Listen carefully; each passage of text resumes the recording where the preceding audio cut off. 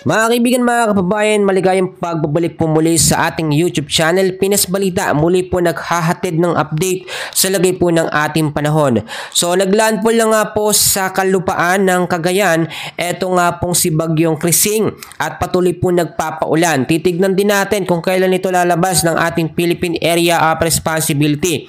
Kasama na rin update natin yung mga lugar na apektado po ng signal number 1 hanggang signal number 2 at kung posible bang itaas ito hanggang signal number 3. But before that, please huwag niyo muna kakalimutan na mag-like and subscribe and then pahit ng notification bell.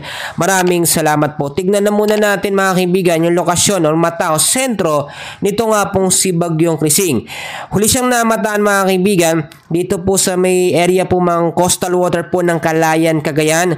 Sa ngayon ay meron siyang lakas ng hangin na umaabot na po sa 95 kilometers per hour. Malapit po sa sentro at may bugso naman na umaabot sa 115 kilometers per hour at ang pagkilos naman po niya pa northwestward sa bilis po na 20 kilometers per hour. At kung makikita nyo mga kaibigan, matindi rin ang dinudulot na lakas ng hangin ito. Tignan muna natin yung kanyang tinatawag po na forecast track, no?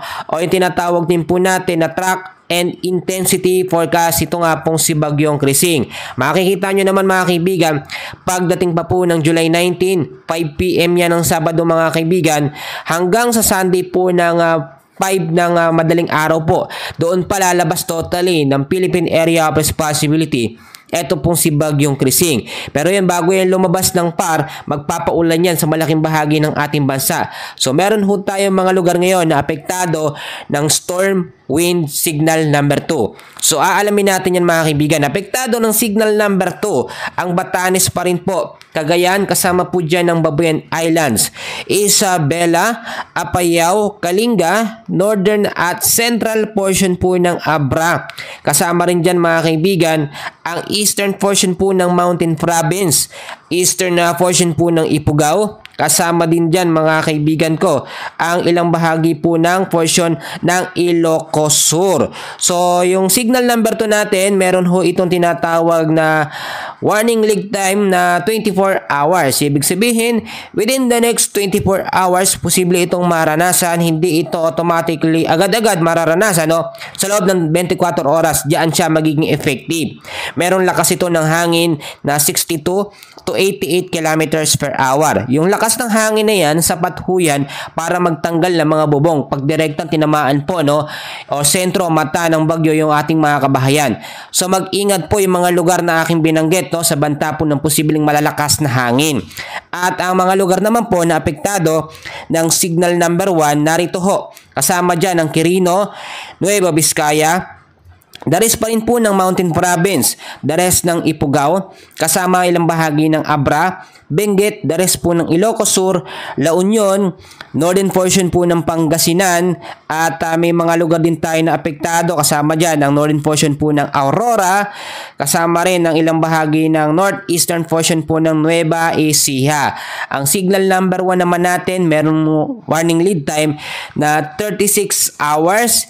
Ibig sabihin, ganun pa rin, sa loob ng 36 hours, saka siya doon siya mararamdaman o mararanasan yung signal number 1. Ang signal number 1 natin, may lakas ito ng hangin na umaabot sa 39 hanggang 61 kilometers per hour. Malakas pa rin ito mga kaibigan, hindi natin ito pwedeng baliwalain. Pero yung mga pag-uulan, expected natin na tuloy-tuloy ho yan dahil pa rin sa epekto nitong habagat. Alam nyo mga kaibigan, once na magkaroon talaga tayo ng bagyo sa loob ng PAR, tas merong habagat mga kaibigan, nagkakaroon niya ng interaksyon. Mas lalo hong lumalakas ngayon ng habagat. Ang habagat po ngayon ang totally talaga nagpapaulan at nagpapabaha sa malaking bahagi ho ng ating bansa. Dahil pa rin po sa southwest monsoon mga kababayan ko, apektado pa rin ang Zambales, Bataan, Cavite, Batangas, Quezon, Bicol Region, Mimaropa, Visayas, Zamboanga del Norte, Camiguin, Misamis Oriental, Misamis Occidental, Lanao del Norte, Surigao del Norte, Dinagat Islands, Davao Occidental, Davao Oriental at Sarangani. Pagdating naman po ng Sunday mga kaibigan, makinig ho kayo. Metro Manila, Pangasinan, Central Luzon, Calabarzon, Mimaropa, Bicol Region, Visayas, Zamboanga Peninsula, Basilan, Sulu, Tawi-Tawi, Misamis Occidental, Lanao del Norte, Camiguin, Surigao del Norte, Dinagat Island, Davao Occidental at Davao Oriental ang magiging apektado pa rin ng hanging habagat or southwest monsoon. So maging handa po tayo sa mga posibilidad pa rin na pwedeng mangyari. So yung mga lugar na posibleng tahakin o daanan pa nito nga pong si Bagyong Krising, titignan natin within the next 12 hours, simula ho ngayon mga kaibigan, ay meron siyang layunan na 145 kilometers west of Calayan, Cagayan. Ang hangin niya ay nasa 85 kilometers per hour. At within the next 24 hours, simula din ngayon, 350 kilometers west of Basco, Batanes siya. So, malapit na itong lumabas ng par. May lakas ng hangin na 85 kilometers per hour. At within the next 36 hours naman, sa forecast natin, 630 kilometers west of Itbayat, Batanes na siya, yung lugar niya mga kaibigan. At yung hangin niya nasa 95 kilometers per hour, severe tropical storm na po siya. Within the next 48 hours naman, 890 kilometers west of extreme northern Luzon at mas lumakas ang hangin sa 100 kilometers per hour, severe tropical storm pa rin po. At kung makikita nyo, within the next 60 up to 72 hours mga kaibigan, totally ito ay nakalabas na ng ating Philippine Area of Responsibility. May layong 1,305 kilometers west of extreme northern Luzon or malapit na ito sa vicinity ng Guangdong Province, China. So dedirekta ho siya sa bansang China mga kaibigan, etong si Bagyong Krising. Alam naman natin, paglabas nitong si Bagyong Krising sa ating Philippine Area of Responsibility ay magiging isang ganap po ito na typhoon category. So yung mga lugar na posibleng maapektuhan nito sa labas ng par maghanda po talaga mga kaibigan. Nakikita naman natin mga kaibigan at sinabi ko na rin sa aking mga update, meron tayong panibagong sama ng panahon, posibleng banta ng panibagong bagyo na mabubuo po sa loob ng ating Philippine Area of Responsibility. Ito yung magiging kasunod nga po ni Bagyong Krising. So titignan natin yan mga kaibigan. Kung makikita nyo mga kaibigan ko, sa ating tinatawag na tropical cyclone na threat potential mga kaibigan, makikita po natin meron tayo ditong isang banta ng sama ng panahon, or sabihin na muna nating low pressure area na meron pong high chance na maging isang ganap nga po na bagyo. Magkagayon man mga kaibigan, ito pong sinasabi natin na sama ng panahon na panibago kasunod po ni Bagyong Krising ay pagka naging isang bagyo sa loob ng par ay tatawagin po natin Bagyong Dante, So ito nga ba yung magiging malakas, o kagaya ng sitwasyon ng lakas itong si Bagyong Krising. Sa ngayon mga kaibigan, nasa week 1 kasi siya pasok, simula July 18 hanggang July 25. Hindi pa naman ito makakasigurado, hindi pa tayo makakasigurado kung ito yung magiging super typhoon or typhoon category, pero ang sigurado high chance ito maging isang ganap na bagyo mga kaibigan.